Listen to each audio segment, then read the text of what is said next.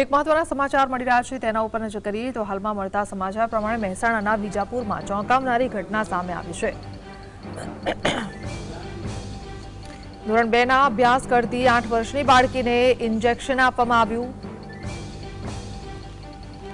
અજાણ્યા શખ્સોએ શાળા પાછળ જઈને બાળકીને ઇન્જેક્શન આપ્યું। બાળકીના હાથની કોણીથી ઉપરના ભાગે ઇન્જેક્શન આપવામાં આવ્યું હતું। વિજાપુરની એક સ્કૂલમાં ભણતી બાળકી સાથેની આ ઘટના છે।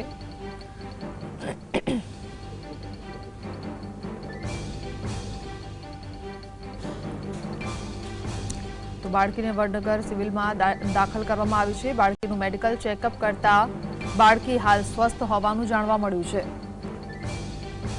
પોલીસે શાળા આસપાસના સીસીટીવીના આધારે તપાસ હાથ ધરી છે।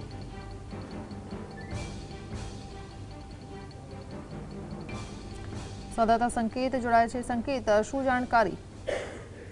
જે એના જે સમગ્ર મામલો છે તે એક અચરજ પ્રમાણે ચોક્કસ એમ કહી શકાય કે લાલબત્તી સમાન જે કિસ્સો છે તે વિજાપુરમાં સામે આવ્યો છે। અત્યારે હાલ જો વાત કરીએ તો વિજાપુરના જે ધોરણ 2 માં ભણતી જે વિદ્યાર્થીની છે તેને પાછળના ભાગે એટલે સ્કૂલની પાછળ લઈ જઈને તેને કોણીની ઉપર એટલે હાથના કાંડાથી ઉપર તેને એક ઇન્જેક્શન આપવામાં આવ્યું ને જે ઇન્જેક્શન આપતાની સાથે જ આ સમગ્ર મામલો હતો તે ભારે ઉહાપો થવા ગયો છે। બાળકી એટલે અચાનક તેને સારવાર માટે ખસેડવામાં આવી હતી।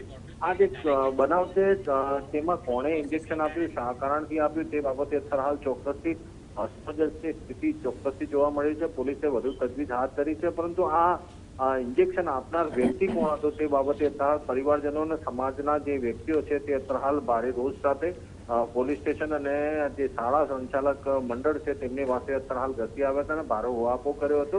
આ બાબતે અત્યારે હાલ દીકરીની જે તબિયત છે તે અત્યારે હાલ સારી હોવાનું અત્યારે હાલ જાણવા મળી રહ્યું છે, પણ મેડિકલ ક્ષેત્રે અત્યારે હાલ તેને સારવાર આપવામાં આવી હતી। આ બાળકીને શા કારણથી ઇન્જેક્શન આપવામાં આવ્યું તે બાબતે અત્યારે હાલ પોલીસે વધુ તજવીજ હાથ ધરી છે અને જે અજાણ વ્યક્તિ છે તેની સામે પણ દંડનીય કાર્યવાહી કરવા માટેની તજવીજ હાથ ધરવામાં આવી હોવાનું અત્યારે જાણવા મળી રહ્યું છે। જી ના જી, આભાર।